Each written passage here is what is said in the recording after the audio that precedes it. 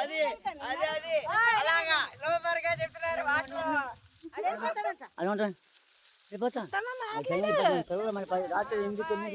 ఉండి లేక పొలాలు కవులుకి తీసుకుని పంటలు వేసుకుంటే పంటలేమో మామూలుగా దోమని ఏ కానీ అట్లాగే మందులు కొట్టుకున్నా సరే ఫలితాలకు వచ్చేటట్టు ఏమి కనపడతలేదు.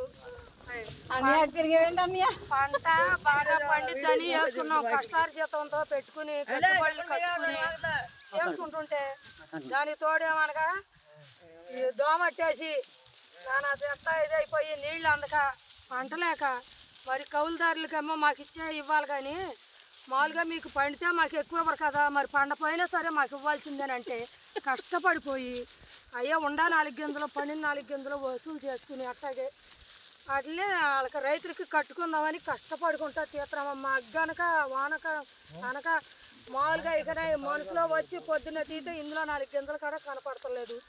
మరి ఏమి ఇవ్వాలో రైతులకి, ఏం తినాలి మేము, మా కష్టాలు చూస్తే ఎట్లా ఉంది. మిలియన్ పైన వచ్చేది దీనికి రావాలి మరి. నేను కూడా మాటలు మాట్లాడాను.